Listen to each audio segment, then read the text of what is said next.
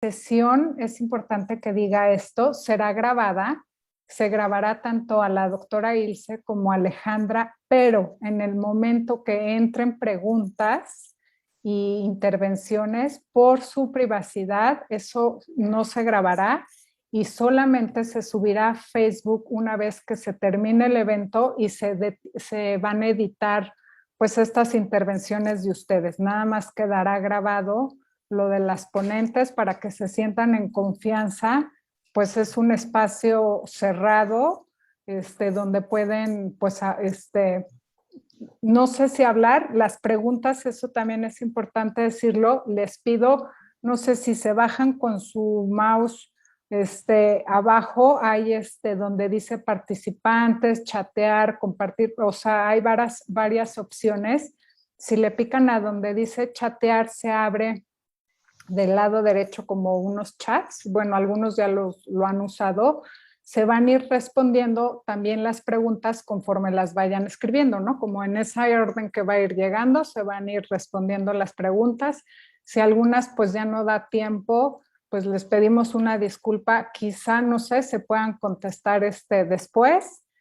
Y también bien importante que eso nos ayuda muchísimo para seguir trabajando pues a favor de todos nosotros, de ustedes. Se les va a dar también al final una liga como de un tipo de encuesta de salida.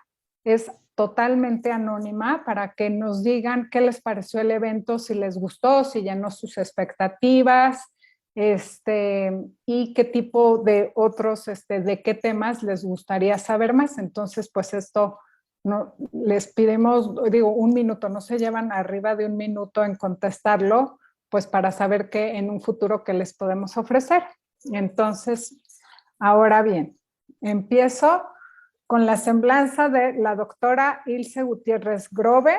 Es especialista en gastroenterología, endoscopía gastrointestinal y alta especialidad en enfermedad inflamatoria intestinal.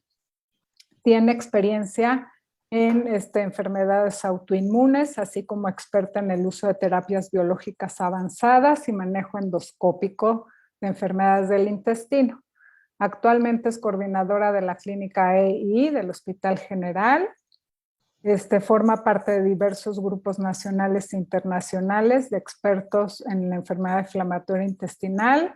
Cuenta con múltiples publicaciones en revistas nacionales e internacionales enfocadas a hígado graso no alcohólico y a enfermedad inflamatoria intestinal.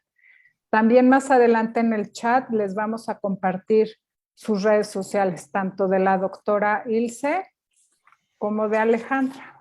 Ahora, Alejandra Martínez Castillo es licenciada en Administración y Negocios Internacionales. Cuenta con una maestría en Administración de Negocios y tiene una destacada preparación académica y profesional en México, Estados Unidos y Europa, así como una amplia experiencia en coaching ejecutivo.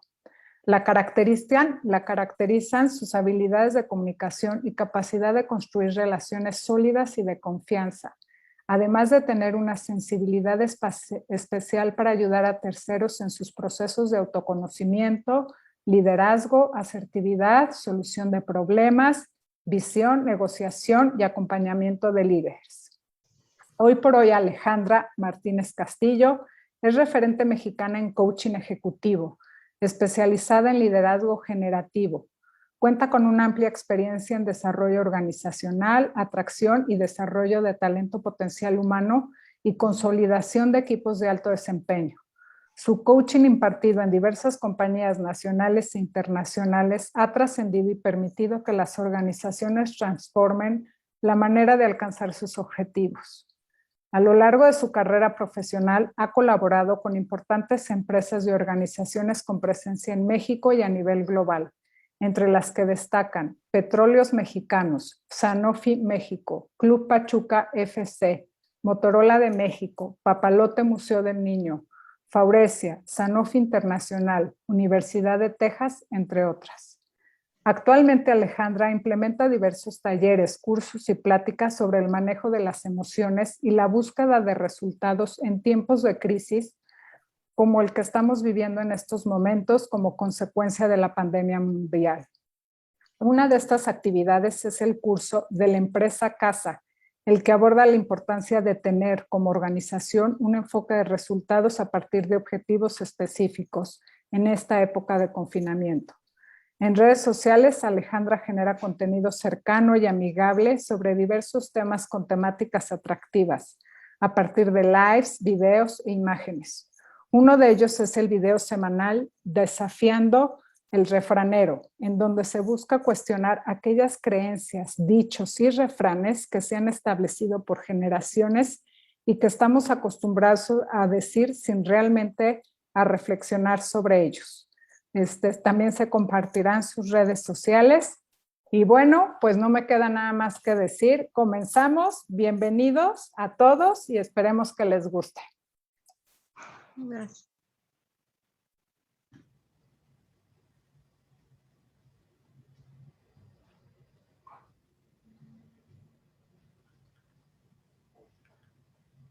Perfecto. Hola, ¿cómo están? Me toca a mí dar mi plática, déjenme compartírselas y... Muy bien, pues, ¿cómo están todos? Ya vi que hay un montón de pacientes míos, algunos que conozco, aunque no sean mis pacientes. Y pues el motivo de la plática de hoy, aunque mucho es sobre qué son las enfermedades inflamatorias intestinales, quisiera enfocarme más a cómo la viven ustedes, ¿no? Por supuesto que yo nunca podré ponerme en sus zapatos y no sentiré lo que ustedes viven, pero vivimos juntos una parte de esta enfermedad. Entonces vamos a enfocarnos como en su experiencia, además de explicarles, pues a los que no conozcan de estas enfermedades bien, que no sepan por qué les dio, todo eso, pues vamos a platicar de cómo lo vive el paciente desde el punto de vista de la enfermedad, ¿no? Entonces, y por qué es importante que rompamos el silencio, qué tenemos que hacer como seguimiento, qué tenemos que hacer como pacientes para estar bien. Y bueno, ya sabemos que estas enfermedades autoinmunes, particularmente la enfermedad inflamatoria intestinal, son conocidas como enfermedades invisibles, ¿no? Puede uno estar sumamente enfermo y la gente preguntarle, pero si yo te veo bien, ¿por qué estás mal, no? ¿Cómo es el camino del paciente? ¿Cómo empieza a vivir desde los síntomas hasta que es diagnosticado y cómo va viviendo la enfermedad a lo largo de ella? ¿Cómo es la vida de un paciente con enfermedad inflamatoria, tanto cuando está con actividad como sin actividad? ¿Por qué hay que romper el silencio y cómo se rompe el silencio? Y bueno, ¿cómo deben cuidarse finalmente, no? Una revisión rapidísima para los que no sepan muy bien cómo está el tracto gastrointestinal. Pues bueno, el tracto gastrointestinal está compuesto por todos estos órganos, ¿no? El tubo digestivo literalmente es un tubo que va desde la boca hasta el ano, ¿no? Pasa por el esófago, estómago, intestino delgado, colon, es el mismo tubo, solo que tiene diferentes funciones a lo largo de este órgano. Y bueno, también otros órganos digestivos como el hígado, como el páncreas que está acá atrás del estómago.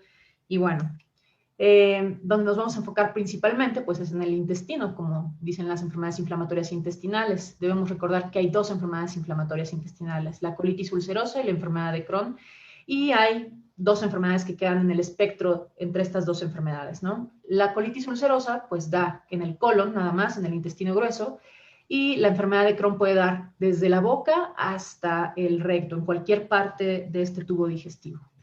Les voy a hablar rápidamente de cómo es como la respuesta inflamatoria normal en el tubo digestivo. Nosotros comemos y pues ya saben que el órgano o es uno de los órganos que tiene mayor contacto con antígenos y con sustancias que nos pueden hacer daño, pues es el tubo digestivo.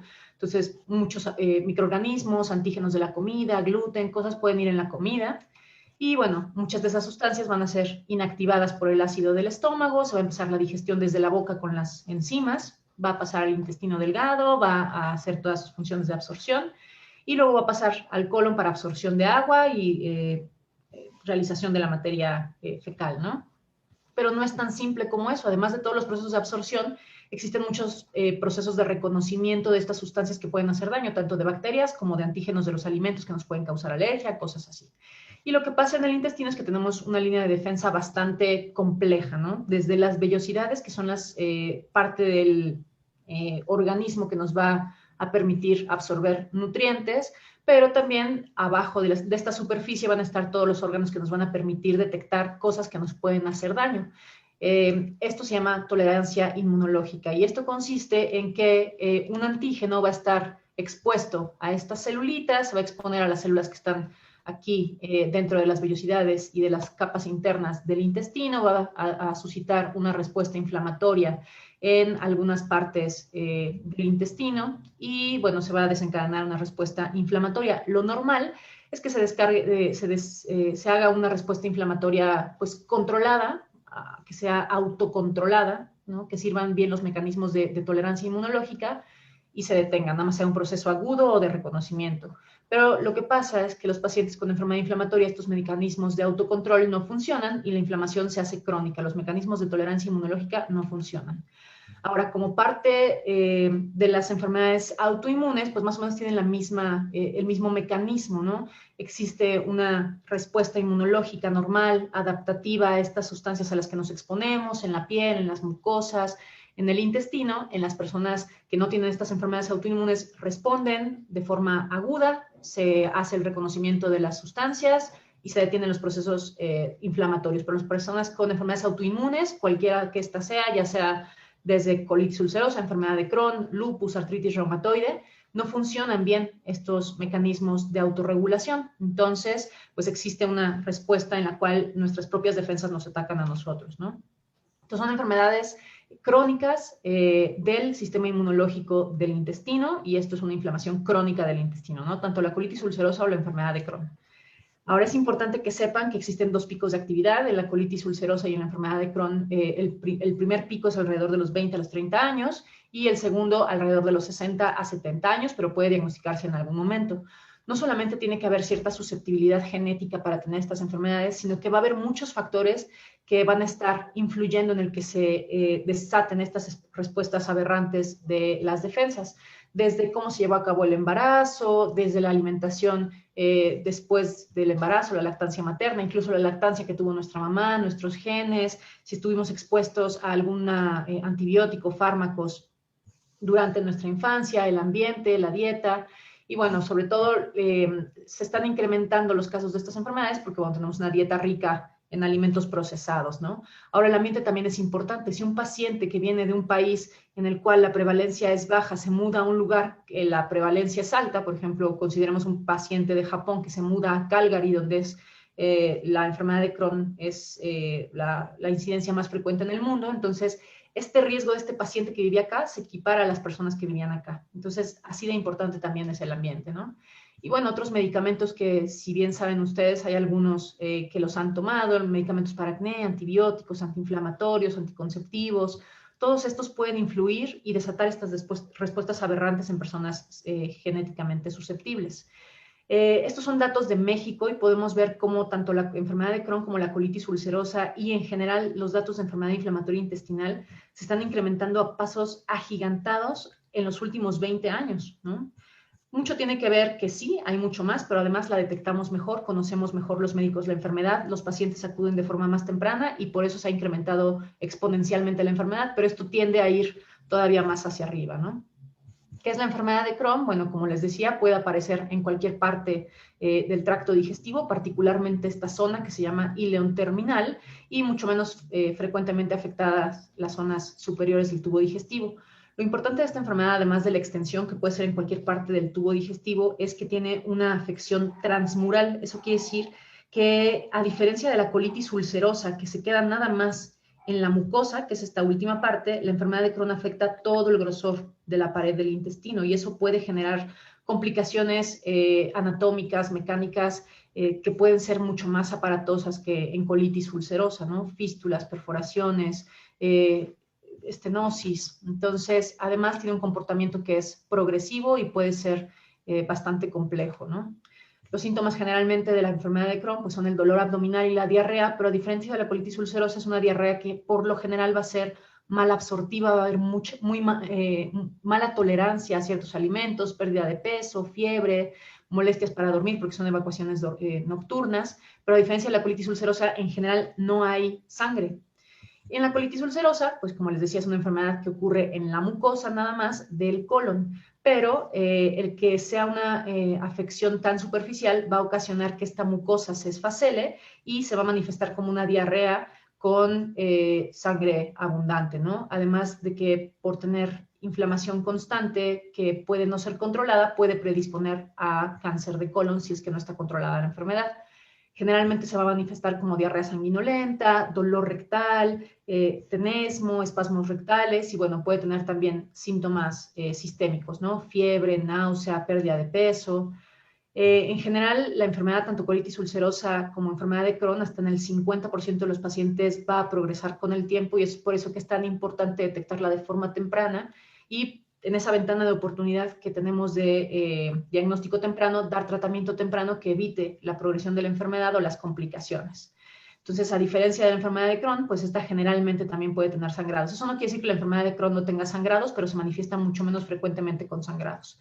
Algo muy importante es que además pueden tener manifestaciones extraintestinales. Hasta la mitad de los pacientes con enfermedad inflamatoria pueden tener manifestaciones extraintestinales y pueden ocurrir en diversos órganos, ¿no? Desde las articulaciones, que pueden tener inflamación articular, artritis, enfermedades en el hígado concomitantes, fracturas tanto por la deficiencia de vitamina D por la absorción como por los medicamentos, pioderma gangrenoso, manifestaciones cutáneas también como el eritema nodoso, alteraciones en los ojos, úlceras orales dolorosas, anemia y alteraciones hematológicas.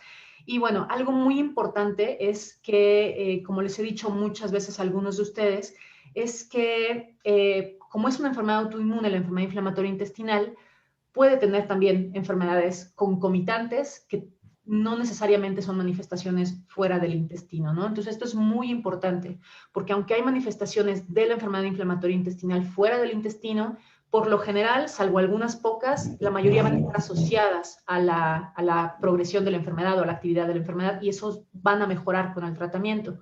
Cuando no están mejorando, o se puede tratar de alguna de las afecciones que no mejora con el tratamiento, o se puede tratar de otra enfermedad autoinmune, y eso hay que estudiarlo también, ¿no? Entonces, hay algunos de ustedes que tienen solamente colitis ulcerosa o enfermedad de Crohn, y hay otros que tienen artritis reumatoide, lupus, enfermedad de tiroides. Entonces, esas son cosas importantes de diagnosticar. Ahora, ¿cómo se diagnostican las enfermedades inflamatorias intestinales? Y aquí empieza, pues, un poco cómo es que asumen ustedes la enfermedad, ¿no? Saben ustedes que estas enfermedades son como una montaña rusa. Ya saben que tienen episodios de actividad, episodios que están en remisión, actividad leve, que necesitan hospitalizaciones, cirugías. Y lo importante es desde cómo empezamos este camino, ¿no? Y entonces es desde cómo nosotros conocemos los síntomas, cómo nosotros como pacientes reconocemos lo que estamos sintiendo, las emociones, la experiencia, cómo estamos viviendo esto y de qué forma vamos a buscar atención, ¿no? De acuerdo a algunos estudios, en Estados Unidos, por ejemplo, los pacientes con colitis ulcerosa particularmente buscan atención más temprana porque son pues manifestaciones mucho más aparatosas, ¿no? Diarrea con sangre, entonces más o menos tardan un mes en ir al médico general. Y en ir a un especialista tardan alrededor de 9 meses, eso en Estados Unidos. En la enfermedad de Crohn pueden tardar un poco más porque justo es como más incipiente la aparición, no es tan aparatosa con la sangre, pueden ir perdiendo peso lentamente, entonces tardan un poco más. La enfermedad de Crohn en Estados Unidos, los pacientes atienden a un médico general alrededor de los 6 meses y con un especialista pueden tardar hasta 2 años en ir, ¿no? Entonces existe esta brecha en la cual puede pasar muchas cosas, ¿no? Lo importante es que se reconozca esto para poder avanzar a lo siguiente. Lo importante es llegar a un médico que pueda canalizar a un especialista o que él mismo pueda realizar los estudios. Y bueno, eso es algo muy importante porque como ustedes bien saben, no todos los médicos conocen esta enfermedad. Seguro que la mayoría de ustedes pasó por diagnósticos de infecciones, que les daban antibióticos y se pudieron haber tardado hasta años en haber sido diagnosticados, ¿no? Pero una vez que ya se rompe como esta brecha otra vez, pues bueno, hay que seleccionar el tratamiento de acuerdo a cada perfil de cada uno de ustedes. Algo muy importante pues es el acceso al tratamiento adecuado. Algunas instituciones lo tienen, algunos no. Algunos tienen seguro de gastos médicos, algunos otros no. Entonces, desafortunadamente, en el país que vivimos y en general en el mundo, esto es muy inequitativo, ¿no? No todos pueden recibir la misma atención, lo cual es muy desafortunado, pero ocurre, ¿no? Y algo importante es también que en este momento, cuando estamos diagnosticando, seleccionando y dando el tratamiento, Bueno, lo más importante es asumir la enfermedad. Cuando asumimos la enfermedad y decidimos agarrar el toro por los cuernos, entonces en ese momento vamos a llegar a la persistencia, ¿no? Porque esto es lo más importante para que podamos evitar la progresión, las complicaciones y tener un apego al tratamiento. Y por supuesto que en todo esto, cada vez va a haber diferentes síntomas, como cada vez vamos a vivir diferente la enfermedad y tener diferentes emociones. Entonces llegamos al médico, hacemos estudios, hacemos endoscopías, tomamos biopsias, se diagnostica la enfermedad y así tiene que ser de forma continua el seguimiento, ¿no? Recuerdan que les decía que había una enfermedad o un espectro de enfermedad bastante amplio entre la enfermedad inflamatoria intestinal. Existe la enfermedad de Crohn, la colitis ulcerosa, pero existen dos enfermedades que están entre estas dos. Hasta el 15% de los pacientes puede comportarse a veces como Crohn, a veces como CUSI. Eso se llama como colitis no clasificada. Y existe otra enfermedad que se llama la colitis indeterminada, que es en pacientes que habían sido diagnosticados previamente con colitis ulcerosa y requieren cirugía.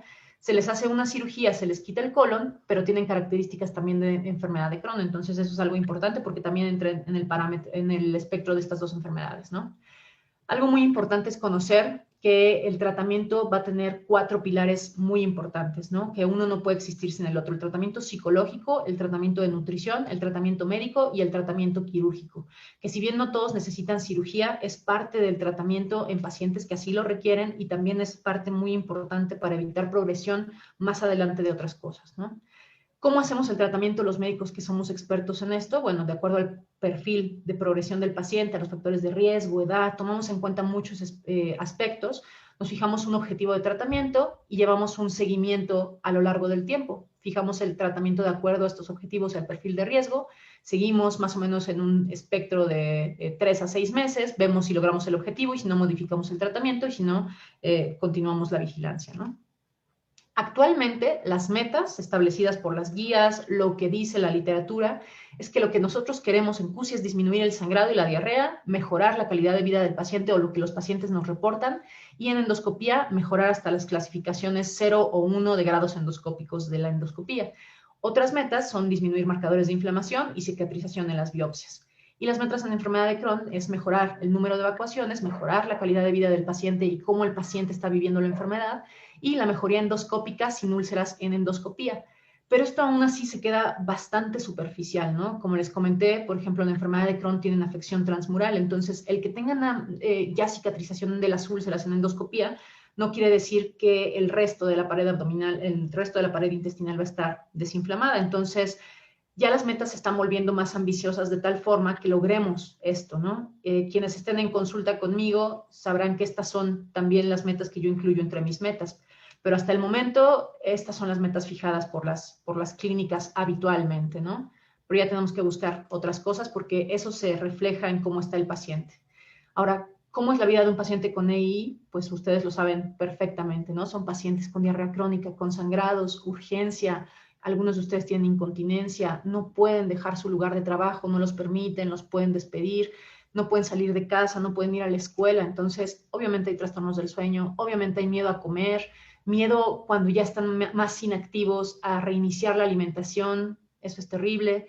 No hay baños accesibles, tienen la experiencia de que no pueden justo salir de los lugares porque no pueden ir a baños en negocios o en otros lugares para que puedan entrar, miedo de perder el trabajo, miedo de tener algún accidente, pero además no solamente esos miedos, ¿no? Sino el sangrado continuo, el dolor, la anemia, la fatiga, la desnutrición crónica, pero algo que pasa bastante frecuentemente y ustedes saben bien es normalizar sentirse mal, ¿no? Como han pasado por varios médicos, todos les dicen, tienes intestino irritable, tienes infecciones, entonces, bueno, les dan tratamiento, medio se sienten bien y luego dicen, bueno, pues así es esto, ¿no? Entonces, o ya sabiendo que tienen enfermedad inflamatoria intestinal, que sus médicos le digan, es normal que sigas sangrando, es normal que tienes Crohn, entonces no vas a subir de peso, pero eso no es normal, ¿no? No es normal sentirse mal.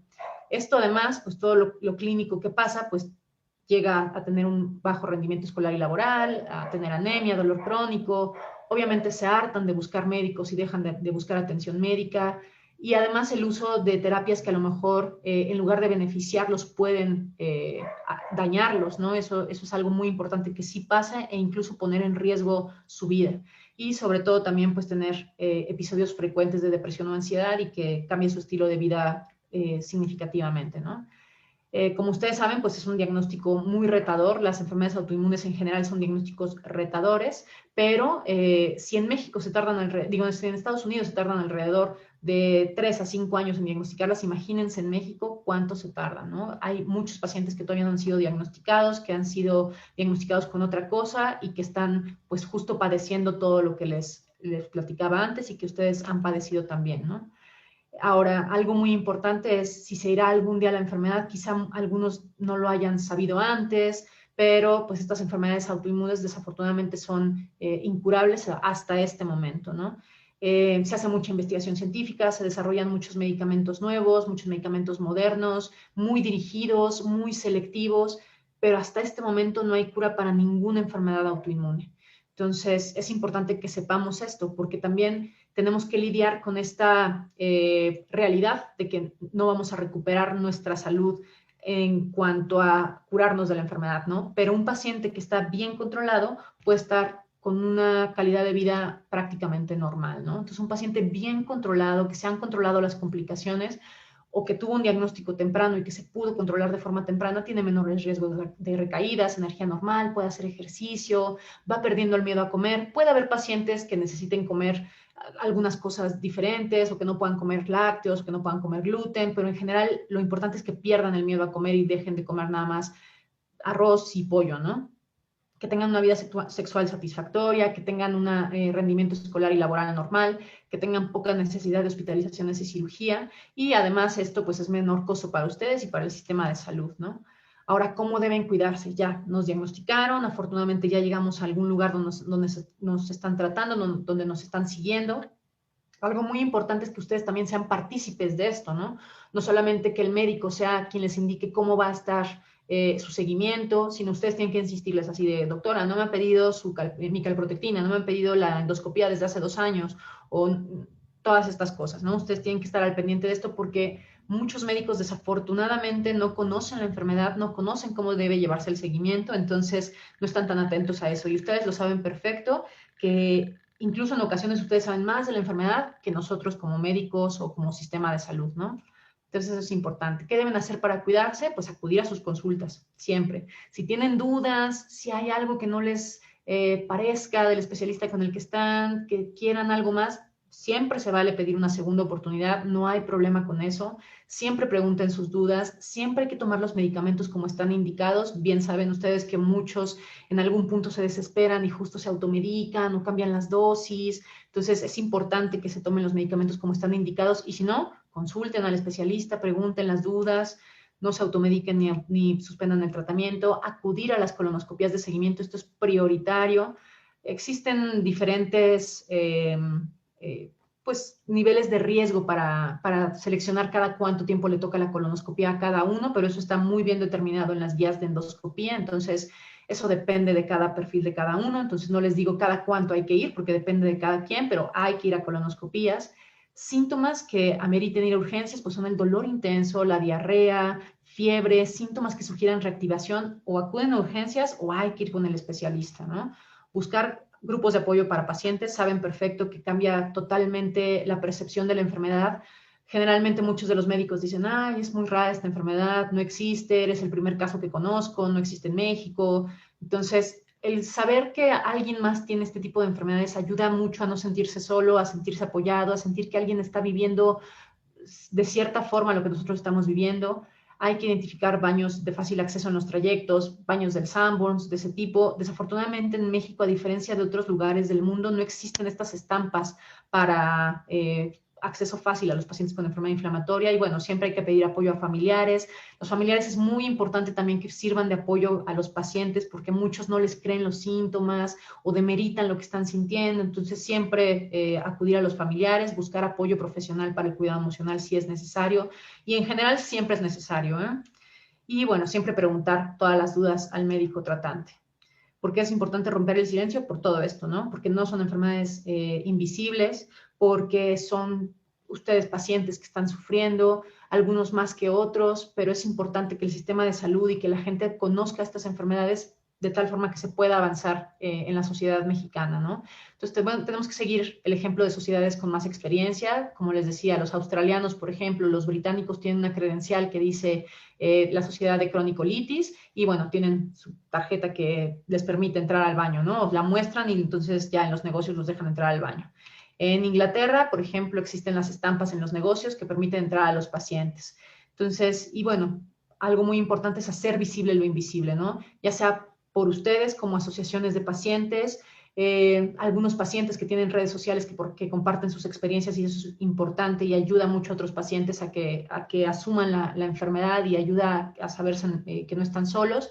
O nosotros como especialistas, ¿no? Tenemos una sociedad ahí internacional que está gente desde Arabia hasta Japón, Corea, que son especialistas en enfermedad inflamatoria y comentamos justo casos raros, tratamos de hacer visibilidad para los pacientes y para los otros médicos, educación médica, y bueno, hacer visible lo invisible, ¿no? Y bueno, celebrar el 19 de mayo cada año, ponerse su moñito morado, ponerse algo morado para que recuerden que este día se festeja o conmemoramos o recordamos que existe esta enfermedad y que tenemos que hacer que la sociedad la conozca. Y bueno, muchas gracias a Takeda que nos está permitiendo tener esta plática tan interesante. Y bueno, a Bea y a Vivir con Chronic-UCI que siempre están dispuestos a ayudar a todos los pacientes y a nosotros a darnos voz para ayudarlos a ustedes y a ustedes a darles voz para que nosotros solucionemos todas sus preguntas. Y bueno, aquí les pongo las redes sociales de Vivir con Chronic-UCI, pero también las mías. Generalmente me pueden encontrar mucho más en Instagram que Facebook, porque muchos me mandan mensaje por Facebook, pero no lo reviso, entonces es mejor que me encuentren ahí, ¿no? Y si tienen alguna pregunta, muy breve para que podamos platicar y responder algunas preguntas. Silencio con Alejandra Martínez Castillo. Muchísimas gracias, Bea. Hola a todos. Gracias, Ilse. Qué maravilla escucharte, porque de verdad que hay una serie de enfermedades sobre las que no tenemos conocimiento, son invisibles. Hay unas mucho más vocales y aquí ya viene el chat, gente que dice, por primera vez no me siento solo, qué bueno poder escuchar a los demás, estar en comunidad es lo que hace la diferencia. Yo quiero darle las gracias primero, por supuesto, a la Asociación de Chronic-UCI por crear este espacio de Chronic-UCI, a Takeda y a Espinto, que es quienes nos une para tener esta posibilidad de platicar. Yo soy Alejandra Martínez Castillo y de lo que vamos a hablar hoy son de dos cosas muy relevantes. Uno, de justo cómo vivimos el duelo, que fue algo que la doctora Ilse comentó, y después de la importancia de las emociones, cómo para cada momento de la enfermedad, incluso antes del diagnóstico, durante el diagnóstico y después del diagnóstico, se van presentando diferentes emociones y cómo también no solo es el paciente quien se enferma, sino también su familia y amigos quienes experimentan este duelo, ¿sí? Y esta pérdida. Y no quiero decir quienes lidian o quienes se enfrentan, porque la verdad es que cada quien lo vamos abordando de manera diferente. Entonces, la primera invitación, a reserva de que ahorita demos una práctica, no solo de decir, mira, estas son las emociones y así se vive el duelo y ya tenemos datos para ganar el maratón el fin de semana cuando estemos jugando con la familia, sino de verdad poder llevarlo a la práctica de alguna manera.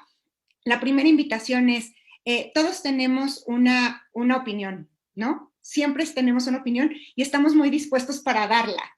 Y cuando compartimos que estamos pasando por un desafío de salud, la gente lo que típicamente nos dice, y aquí quienes tengan las cámaras abiertas levanten la mano y si no pongan dedito, échale ganas, tú ten fe, todo va a estar bien, o lo que decía, dice, no, pero te ves re bien, ¿por qué dices que te sientes mal? Yo veo que comes de todo, ¿no? O sea, si comes de todo, entonces, ¿por qué no te cuidas mejor? Como si dependiera de eso, sin entender la diferencia fundamental entre una enfermedad autoinmune, ¿no? Y algo porque me comí unos tacos que me cayeron mal, que ojo, no quiere decir que estas dos no coexistan, pero la experiencia es diferente. Entonces, la primera invitación que les quiero hacer para navegar diferente este desafío, ya sea que seamos pacientes o que seamos amigos o familiares de un paciente, es interpretar a nuestro favor.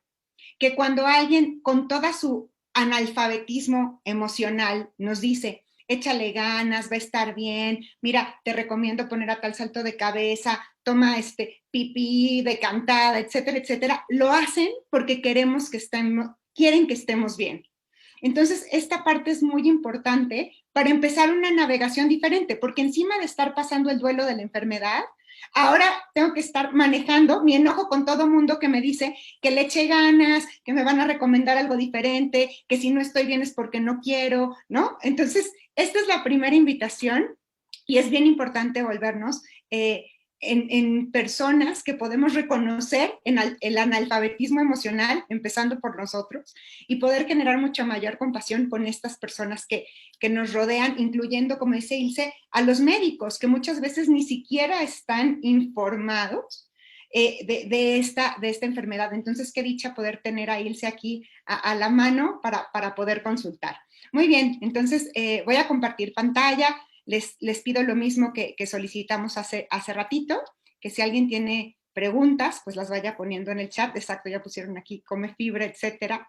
Y al final las respondemos.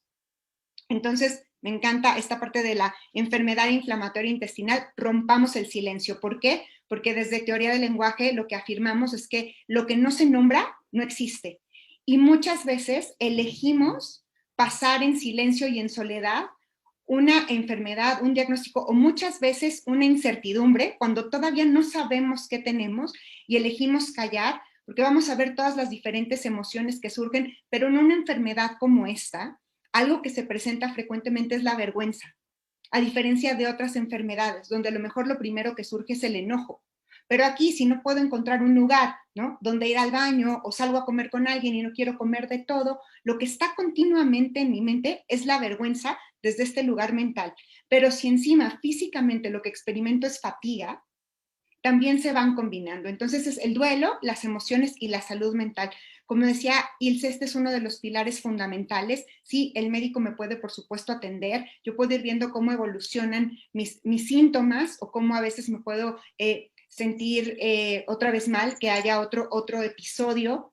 Y entonces, ¿cómo es que navego mis emociones? O cómo acompaño a alguien, por ejemplo, que es menor de edad, porque Bea me compartía que hay niños que padecen de esta enfermedad autoinmune y que entonces ahí quien también lo padece y lo sufre junto con los hijos son los papás, ¿no? O cuando a alguien se le diagnostica ya en una edad más adulta, y también son personas que necesitan de cuidado, cómo vamos atendiendo nuestra propia salud mental para ser unos mucho mejores compañeros de camino con quienes lo están padeciendo. Entonces, todos los seres humanos tenemos emociones, pero muchos de nosotros no las entendemos. Esta es una invitación. Si no entendemos a nuestro cuerpo y lo que nos está pasando, mucho menos las emociones. Y más si tendemos naturalmente a decir, esta emoción es buena y esta emoción es mala. Aquí la invitación también va a ser a observar cómo las emociones solo son y están ahí para avisarnos algo. Y que la diferencia entre que una enfermedad, entre que una emoción sea positiva o negativa, es la dosis que ponemos en esta emoción para poder entenderla y entonces poder hacer algo mucho más productivo con ella. Entonces, para empezar hoy, fíjense qué preguntas tan importantes. En una palabra, ¿cómo te sientes? Si quieren compartirlo en el chat, si quieren anotarlo en algún lugar, bien, mal, regular, padre, no es emoción. Los seres humanos podemos mencionar típicamente entre 5 y 8 emociones y ya que estamos muy avanzados, como 15, pero existen más de 150 emociones, imagínense. Entonces, ¿cómo me siento hoy? ¿No? Esperanzado, acompañado, solo, preocupado, triste, con todas estas cosas que compartieron en el chat. ¿Cómo se sienten? ¿Cómo te sientes?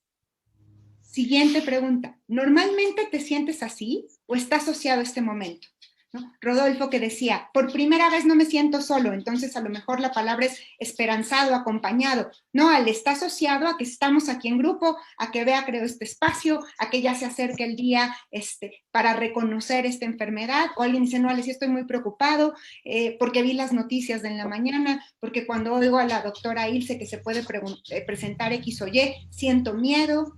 Entonces, ¿por qué hacemos esta pregunta de si me siento así hoy? Y es normal. Ay, les pido si pueden apagar su micrófono o está asociado a este momento, porque vamos a ver cómo hay pocas cosas sobre las que tenemos control, pero sobre nuestras decisiones y sobre la transición de nuestras emociones sí tenemos.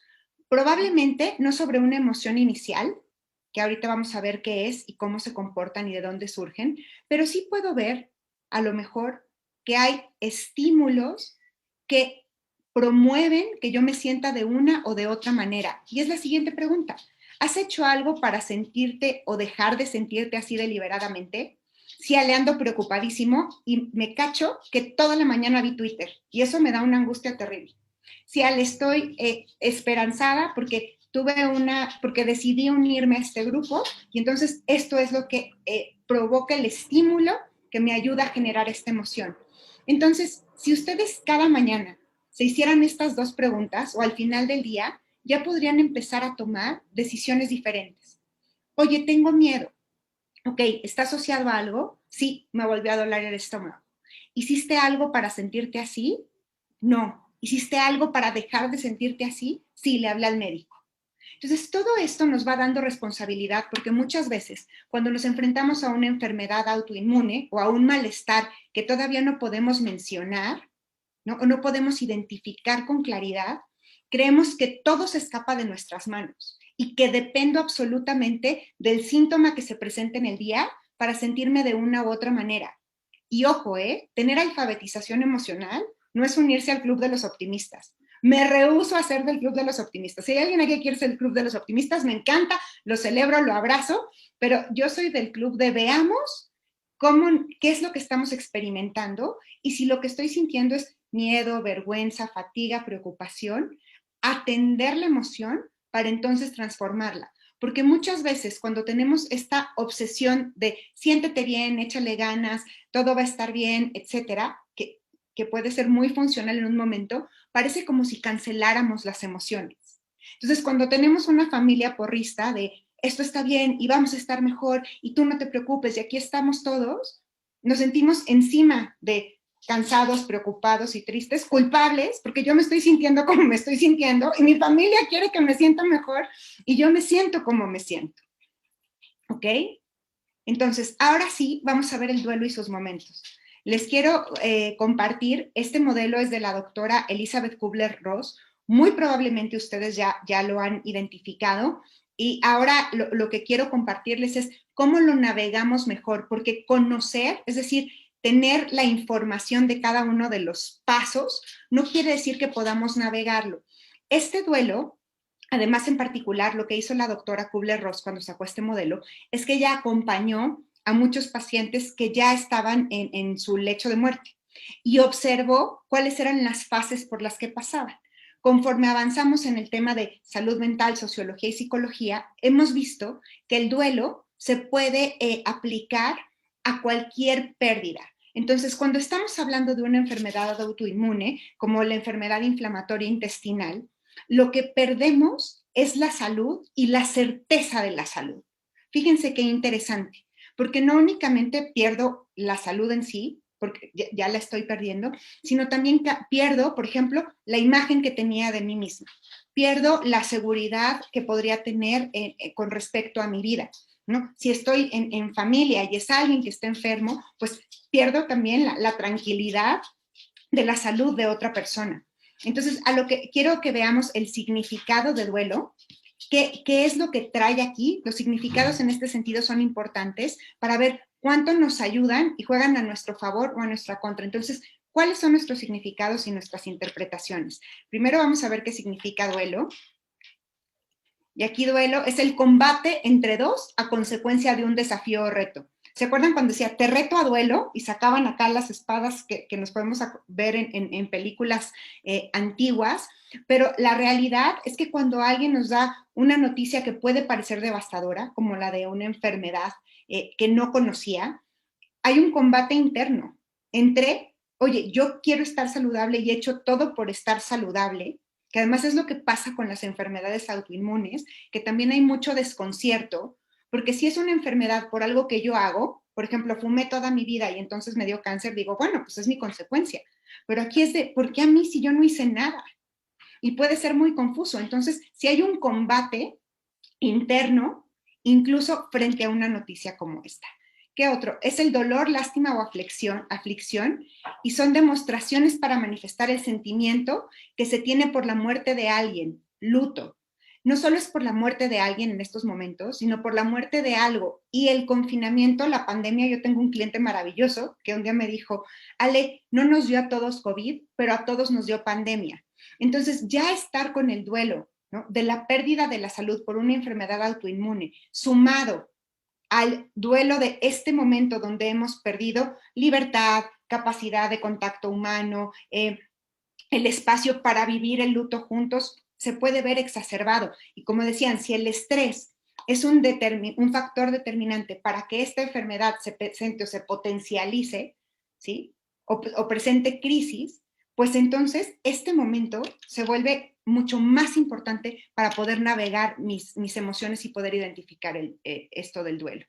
Duelo quiere decir guerra y también viene de dolus y es un dolor, pero es un dolor psíquico, no únicamente un dolor físico. También es un dolor de aquello que me voy contando y ahorita vamos a entrar a las historias. Entonces, ¿cuáles son las etapas del duelo? Ojo, aquí la doctora Kubler-Ross las presenta en este orden, pero no todas, no todos los experimentamos igual ni en el mismo orden. La única que se presenta siempre al final es la aceptación, porque una vez que yo ya experimenté la aceptación, es mucho más sencillo pasar a lo que sigue y decir, ok, esto es lo que hay, esto es lo que tengo, ahora sí, ¿qué puedo hacer? Y esto es fundamental para poder responsabilizarme de mi propia salud, ¿no? Oye, como decía Ilse, el doctor no sabe, ok, no sabe, o ya se le olvidó el que me toca hacerme la prueba. ¿Yo cómo me hago cargo de mi propia salud y de mi bienestar en general? No únicamente con referencia a la EII, sino con referencia a todo lo que es la vida, porque muchas veces también, y no sé de nuevo si conozcan a alguien, o probablemente ustedes de repente sean ese alguien, que su vida se convierte en su enfermedad. Yo soy mi enfermedad y yo soy la manera en que vivo mi enfermedad, cuando la enfermedad es una parte de mí, pero no es quien soy yo. Y esto es importante para navegar el duelo. Entonces, ¿qué es lo que dice la doctora Kubler-Ross? Se presenta la negación. La negación también es una emoción. De estos 5 pasos vamos a ver cómo 3 son emociones y los 5 son acciones. Yo niego, digo, no es cierto, esto no puede estar pasando, debe de ser cualquier otra cosa, fueron los tacos que me comí, etcétera. Entonces, primero, no acepto de ninguna manera. Después se presenta la ira, que es este enojo exacerbado, donde nos podemos reclamarle al ser superior o a Dios o a quien sea en que creamos o a nuestros papás de por qué me hicieron defectuosa o en qué momento pasó esto. Entonces se presenta este enojo. Después la negociación, que esta no es una emoción, negación e ira sí son, sino es una acción donde yo empiezo a decir, oye, prometo que ya nunca jamás vuelvo a tomar refresco de cola, pero por favor que se me quite. O voy a hacer este viaje para hacer tal cosa. Ahora sí voy a tratar bonito a mi papá, pero por favor que el próximo diagnóstico salga bien, como si de eso dependiera, ¿no? Entonces también eso lo vuelve confuso. Hay un espacio de negociación donde yo creo que tengo el poder de revertir esto que me están diciendo. Después la depresión, que era una emoción que mencionó continuamente la doctora Ilse, que es esta tristeza profunda. Esta depresión de la que habla el modelo de la doctora Kubler-Ross no es la depresión clínica donde puede haber cosas fisiológicas. Esta depresión es una tristeza profunda por la enfermedad, por navegar esta realidad nueva de mi vida, sobre todo en una enfermedad autoinmune, que no es que tenga cura, sino que se puede administrar. Y en la medida en que la administro, puedo tener mucha mejor calidad de vida. Y la última, como decíamos, es la aceptación. Pero, y puedo pasar a lo mejor por estos 4 pasos anteriores, 2 veces al día, 3 veces a la semana, me quedo un ratito más en negación, luego voy a la tristeza, regreso. Y entonces es poder navegar estas emociones y decir, ok, estoy sintiendo lo que estoy sintiendo y así es. Me puede tomar un tiempo. Y la diferencia, de nuevo, es la caducidad.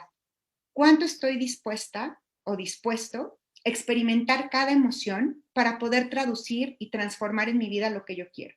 Cuando por fin llega la aceptación, ¿qué es lo que me regala? Mi completa propiedad y responsabilidad sobre cómo quiero vivir la enfermedad, porque ya la tengo y ya es. Y no puedo compararme con alguien más, que eso también sucede mucho. Oye, es que si esta persona lo vive así, ¿yo por qué no lo vivo asado? Porque cada quien somos diferentes.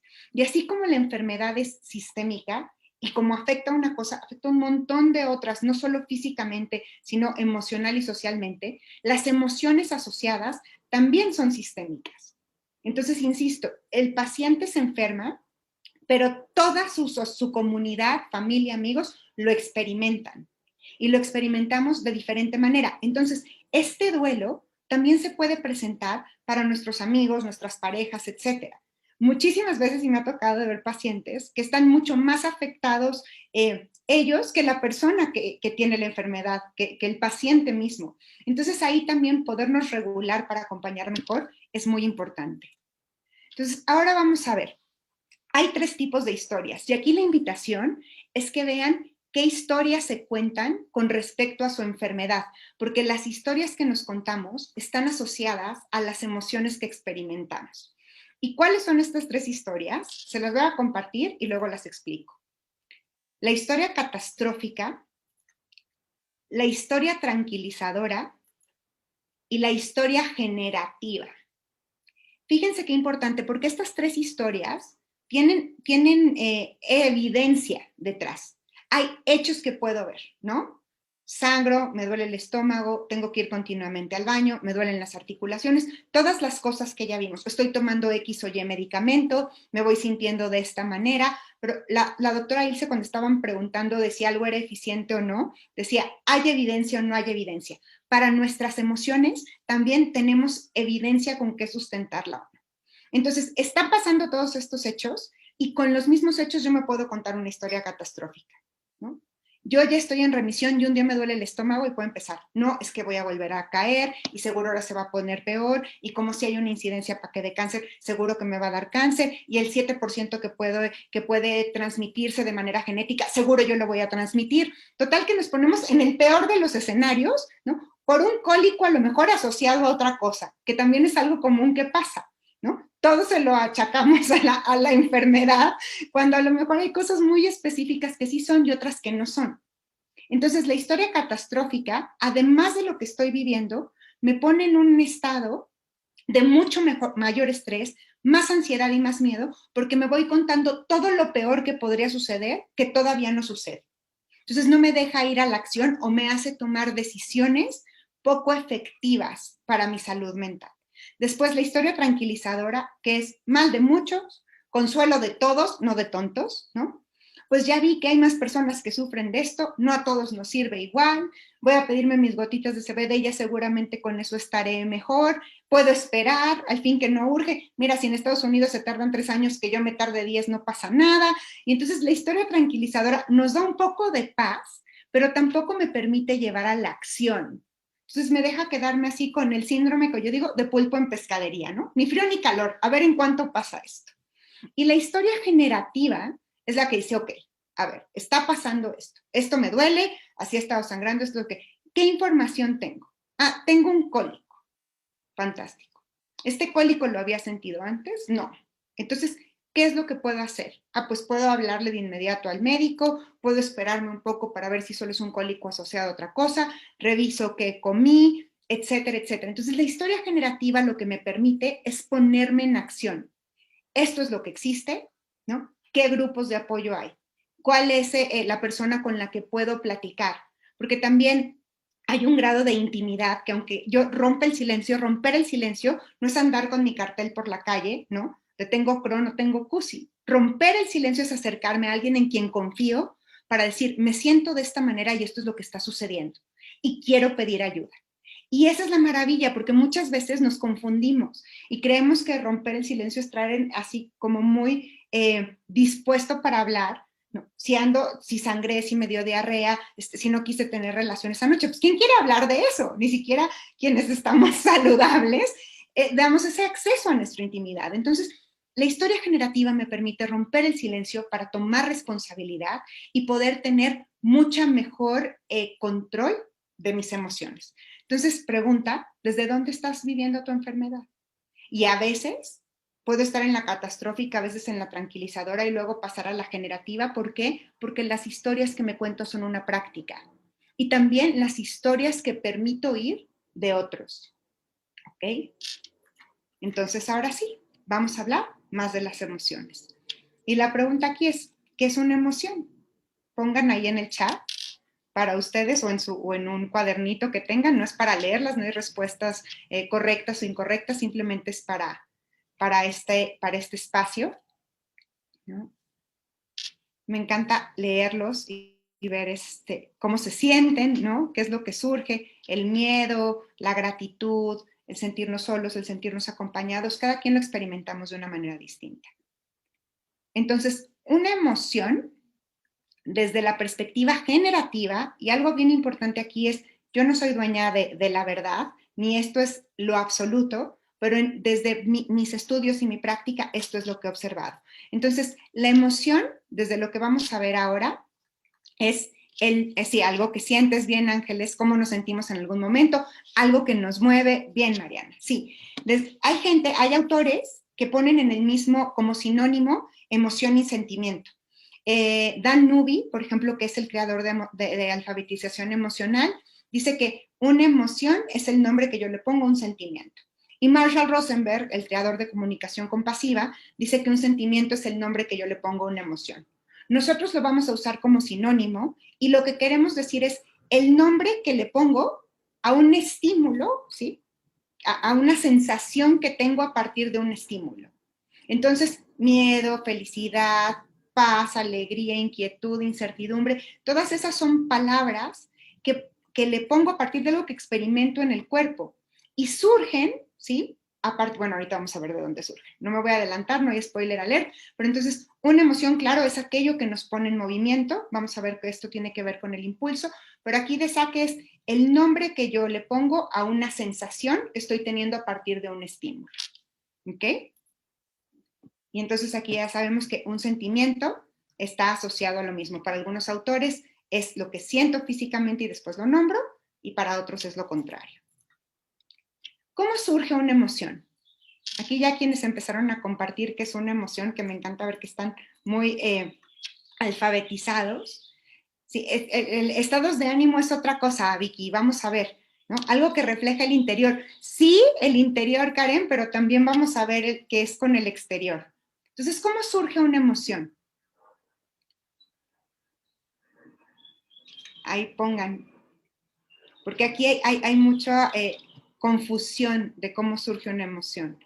Por un estímulo, exactamente. Una emoción surge de un estímulo, pero ¿cuáles estímulos o desde dónde se dan estos estímulos? Bien, Dick, de una experiencia, exacto. Entonces, una emoción puede surgir de lo que experimentamos, es decir, ay, me duele el estómago, siento miedo, como alguien de ustedes puso, ¿no? Oye, yo tengo estas cajas para donar, hay un estímulo externo, y digo, ay, siento gratitud. Entonces, pasa por algo que vivo, pasa por algo que imagino, es decir, la emoción es idéntica si estoy experimentando el cólico o si me imagino que podría sentir un cólico, ¿sí? Por lo que recuerdo, cuando yo voy hacia el pasado y digo, ay, sí, yo me acuerdo cuando era chiquita y la primera vez que mi mamá me compró un helado y me sentí feliz, bueno, vuelvo a experimentar la felicidad y por lo que sueño. Entonces, aquí hay un punto muy importante, porque el estímulo es idéntico, aunque el contexto sea real o imaginario, ¿sí? Yo siento el mismo miedo cuando no me dan el resultado que cuando me imagino el resultado, que cuando no sé cuál es el resultado, pero me meto a buscar en Google cólico y ya estoy imaginándome que tengo o suponiendo que tengo una condición u otra. Entonces, por eso es la importancia de revisar qué narrativas tenemos, porque depende de las narrativas que tenga y de las narrativas que me permita escuchar, va a haber una u otras emociones. Entonces, ¿qué es lo que hago aquí? Preguntarme por evidencia, ¿no? Oye, me estoy imaginando que me pueden decir, ¿ya te dijeron? No. Entonces, cruza el puente cuando llegues a él. Estás experimentando miedo por algo que está pasando o por algo que te estás imaginando que está pasando. Y esto, por supuesto, tiene un impacto en el estrés. Después, ¿qué me indica una emoción? ¿Qué me dice? Si la cabeza y las emociones, Mariana, claro, en nuestras narrativas, la loca de la casa, no por nada le decía así Sor Juana. ¿Qué me indica una emoción? Según ustedes, ¿qué es lo que me muestra? Dice Ari, tengo miedo a decir que tengo la enfermedad o tengo colostomía. Una persona que conozco me pretende. Claro, puedes decir miedo, vergüenza, pudor, hay otras cosas. Una necesidad para mí. Fantástico, Dick. Se ve que ya eres avanzadísimo en esto. Una emoción lo que me indica, ¿sí? Es una experiencia que estoy teniendo y me muestra si una necesidad está satisfecha o está insatisfecha. Por eso en liderazgo generativo y en alfabetización emocional no hablamos de emociones positivas o negativas. Las emociones simplemente son. Y cuando hay una necesidad no satisfecha, aparecen estas emociones que típicamente llamamos negativas. Y cuando está satisfecha, aparecen estas que llamamos positivas. Pero ninguna es permanente. ¿Por qué? Porque las necesidades se van presentando de una u otra forma y una vez que las satisfice, no se quedan satisfechas para siempre. Mucho menos cuando estamos viviendo continuamente con una enfermedad autoinmune. Porque si no tengo dolor, si no tengo síntomas, si estoy en remisión un buen periodo de tiempo, por supuesto que mi necesidad de salud está satisfecha, aunque sepa que existe, no se está manifestando. Pero si yo continuamente me estoy contando historias distintas, pues bueno, ahí de nuevo surge una necesidad insatisfecha. Entonces, una emoción me informa de la experiencia que estoy teniendo, ¿sí? A partir de un estímulo real o imaginario, y me muestra si una necesidad es satisfecha o no está satisfecha. En este sentido, y para mí fue algo que me cambió completamente la vida, ver a las emociones como una amiga que siempre me dice la verdad, ¿no? Hay veces que la verdad no me gusta, que preferiría, según yo, no escucharla, pero me permite tomar decisiones diferentes. Entonces, cuando yo digo, oye, este miedo me está diciendo que estoy en riesgo, qué bueno que escuche el miedo para entonces poder ir al doctor. Oye, esta vergüenza lo que me está invitando es a revisar qué estoy creyendo de mí, ¿no? O qué opino que anda mal con mi ser para reforzar mi autoestima. Entonces, bendita vergüenza para poder hacer mejores promesas y reconocerme. Entonces, eso es lo que me indica. ¿Sí? Y es un termómetro, así como nuestros estudios de sangre para ver cómo estamos, en las emociones para poder tomar decisiones diferentes. ¿Ustedes creen que son útiles las emociones? Sí, no, más o menos. Yo tengo un cliente que me dice, no, Ale, no, no son útiles, pero son necesarias. Ah, bueno, pues si son necesarias ya son útiles. ¿Y por qué creen que son útiles o no son útiles? Y aquí ya adelantamos un poquito, porque si es un termómetro o una brújula, en la medida en que me avisan de algo, yo puedo tomar decisiones diferentes o puedo pedir ayuda, o claro, alertan, nos ayudan a conocernos, nos permiten tomar acción, etcétera, etcétera. Y además, en la medida en que yo tengo mucho mayor sensibilidad y puedo nombrar y navegar mis emociones, me vuelvo mejor para entender al otro o entender que no lo entiendo. Como decía la doctora Ilse, nosotros no nos vamos a poder poner en sus zapatos porque no hemos tenido la enfermedad, ¿no? Pero en la medida en que yo entiendo que no te entiendo, puedo también ayudarte y acompañarte de mucho mejor manera, porque acepto mi no entendimiento. Y ustedes como pacientes también pueden extender su empatía aceptando que no los vamos a entender, porque no pasamos por lo mismo que ustedes. Y entonces ahí también ayuda para disminuir la frustración, porque muchos de mis clientes que han estado enfermos de diferentes cosas me dicen, Ale, es que no me entienden, no, ni te van a entender, ¿no? Es que mi esposo no entiende esto de la maternidad, no, porque no es mamá, ni nunca va a poder ser mamá. Entonces, ¿qué es lo que vamos haciendo ahí? Después vamos a ver la anatomía de la emoción, que por qué lo hacemos como anatomía, así como la doctora nos mostró la anatomía de todo el tracto digestivo para entender dónde se va presentando cada cosa. Nosotros partimos la emoción con la finalidad de poder entenderla mejor y amigarnos con ella. Porque si yo clasifico las emociones como buenas y malas, como vergonzosas o agradables, voy a tender a evitar las negativas, comillas, comillas, y a buscar las positivas, y esto no me va a permitir escucharme. Y esto es muy importante para poder navegar la enfermedad y la vida en general, porque es verdad que esta enfermedad, la EII, es un quiebre muy fuerte, pero no es el único que tienen en la vida. todos aquí les garantizo que han pasado por crisis distintas más allá de su enfermedad y las emociones siguen apareciendo. Entonces, en todas estas etapas de las que habló la doctora, conciencia y reconocimiento, aparecen unas emociones, ¿no? Negación, frustración, miedo, curiosidad, ¿sí? Diagnóstico, de nuevo, se presentan otras, porque el salto entre no saber qué tenemos a saber qué tenemos, aunque la noticia parezca devastadora, es ya sé qué tengo que hacer y no voy caminando a obscuras, ¿no? En cuanto a la selección del tratamiento y estar con prueba y error, también se presenta muchísima frustración, pero al mismo tiempo, depende de mi historia, puedo abordarlo con entusiasmo.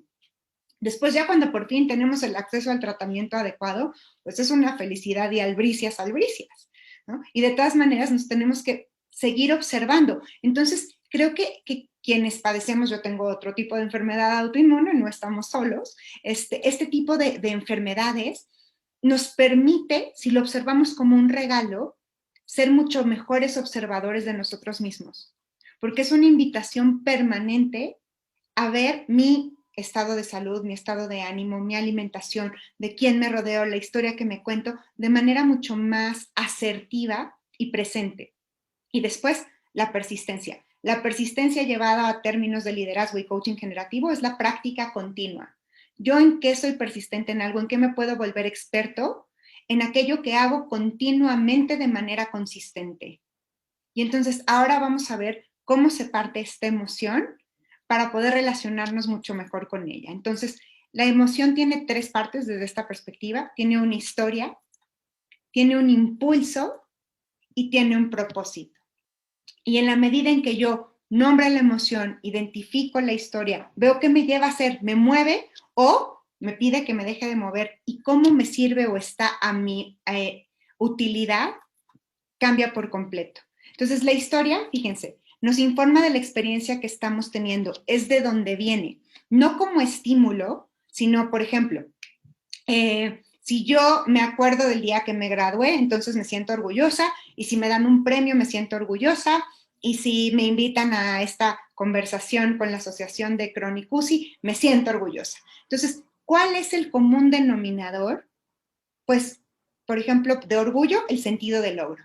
Entonces, puedo identificar la historia, ¿no? Un día que estaba nadando y era chiquita y sentí que me iba a ahogar, me dio miedo. Otro día que me desperté y mis papás no estaban, me dio miedo. Y cuando fui a recoger un diagnóstico me dio miedo. Ok, ¿cuál es la historia detrás del miedo? ¿Qué es lo que me está diciendo? Hay un riesgo que necesito atender. Y en la medida en que yo puedo ir identificando diferentes historias, puedo tener mucha mayor información de esta emoción y eso me da mucho mayor poder sobre mis decisiones. El impulso es lo que me lleva a tomar o no una acción. Nos mueve de cierta manera, lo que ustedes decían. Entonces, el miedo me puede paralizar, ¿sí? O me puede poner en marcha, o puede hacer que yo decida investigar más. Y lo último, que aquí es donde de verdad nos reconciliamos por completo con todas las emociones para poderlas experimentar de mejor manera, es ¿para qué me sirve y cómo me cuida? Óyale, pero tú estás loca, porque, ¿no? La vergüenza y la envidia, porque a veces también nos puede dar envidia que yo esté pasando por un mal momento y mi hermana esté saludabilísima, ¿no? ¿Cómo la envidia me va a cuidar? Sí, en la dosis pequeña me permite ver lo que me importa. El miedo me permite establecer una mejor relación con el riesgo. La incertidumbre me permite buscar certeza. Entonces, de verdad, si nos ponemos a profundizar sobre alfabetización emocional, encontraremos sin duda cómo nos sirve y cómo nos cuida cada una de las emociones que experimentamos. Y también cuando yo puedo hacer esta anatomía, me ayuda para observar si lo que estoy experimentando, ¿sí?, es consecuente del estímulo. ¿Por qué? ¿No? Si nos acaban de dar una noticia devastadora con respecto a nuestra salud, dicen, ¿cómo estás? No, pues tranquilo, porque Dios ya sabe, entonces yo no me enojo. Dices, no, espérate. Ahí hay un problema de cableado. Un problema tan de mal cableado como si alguien dice, no podemos determinar qué es, necesitamos más estudios. No, es que ya estoy devastada, me voy a morir. Nadie te ha dicho eso. Entonces, poder ver en nuestra personalidad madura que la emoción corresponde al estímulo Es un súper regalo. Y en la medida en que voy profundizando en esta anatomía de la emoción, puedo tener mucho mayor control de esto. Entonces, fíjense, aquí hay unas preguntas para ustedes. ¿Cuál es tu relación con las emociones? ¿Las descalificas? No, yo no debería de sentirme así, esto no es para tanto, ay, ¿para qué te asustas? ¿No? O sea, tanto de las mías como de las de los otros. ¿Las satanizo? Uy, no.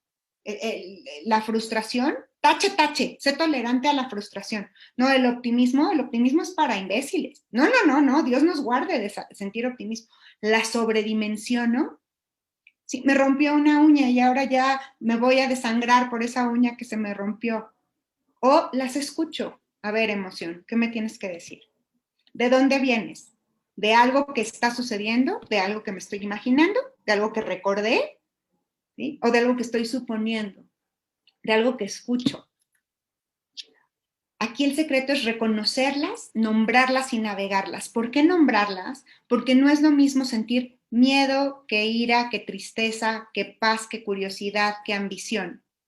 Y muchas emociones son muy cercanas, pero en la medida en que las puedo nombrar, también puedo irlas transitando. Porque puedo pasar, por ejemplo, de una ira profunda por una noticia de alguien que está enfermo, hasta llegar al enojo y después llegar a la paz. Entonces, no se trata de pelearnos con las emociones, sino de aprender justo a navegarlas. Hay unas que son de unas olitas chiquitas, hay unas que son unas olonas de surf, hay unas que nos van a revolcar, pero igual nos llevarán a la orilla para respirar, y otras donde no sabemos cómo salir cuando se vuelve el estado de ánimo, y entonces ahí es nado tantito de muertito en lo que respiro, vuelvo a tomar fuerza o pido ayuda. Y así es esta navegación de las emociones. Hay diferentes interpretaciones, prejuicios y contextos que generan emociones distintas, aunque el estímulo sea el mismo. De nuevo, no es lo mismo decir, ahora hacían la broma, ¿no? Con el, voy a decir una sandez, pero bueno, tengo papás veracruzanos, ese es siempre mi salvaguarda, ¿no? Que decían que antes nos daba más vergüenza, tirarse un gas que estornudar, y ahora lo contrario, ¿no? Estornudas y te ven horrible. Entonces, también, o una tosecita y es, no, ¿qué pasa? Y hay una serie de prejuicios. Oye, no es que tú comes muy mal, por eso te va como te va. Es que claro, te gustan los tamborcitos, ¿cómo no te va a pasar esto? Entonces, esas interpretaciones, prejuicios y contextos generan diferentes emociones para unas personas y otras. Y también hay situaciones donde depende de mi interpretación, incluso me ayuda a justificar cómo me siento. Es que ¿cómo quieres que no esté desesperanzado, frustrado, enojado si tengo esto? O al revés, que ahorita vamos a ver esto de la atención, ¿no? ¿Cómo no quieres que me sienta esperanzado, tranquilo, contento si han salido todas estas otras posibilidades para sentirme mejor? Entonces, ¿cuáles son las emociones que surgen con tu condición? ¿Cuáles ves que son las que se presentan de manera más continua? Y las has atendido de manera efectiva, las emociones, no solo los estímulos, para poder cambiarlos de una o de otra manera. Y después, ¿cuáles surgen de los hechos y cuáles surgen de las historias que me cuento? Y en estas dos preguntas hay muchísimo poder y responsabilidad determinantes para saber cuánta fuerza voy a tener en la vida. Porque es cierto, me siento como me siento, pero muchas veces de cómo me siento surgen de estímulos que yo sola estoy creando. Y no se trata de tener ceguera y decir, no, no pasa nada y volteo para el otro lado, sino de verdaderamente poder revisar cuáles son las evidencias al respecto de una emoción u otra. ¿Cómo las navego mejor? Y hay muchas maneras de navegarlas mejor, y uno es en comunidad.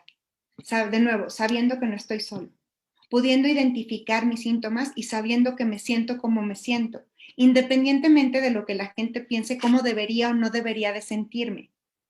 Entonces, en la medida en que yo voy aceptando y asumiendo mi condición y puedo compartirlo una vez que hay un nivel de intimidad con otra persona, ¿no? En cuanto lo nombro, muchísimas veces con eso se transforma. Es el principio del observador.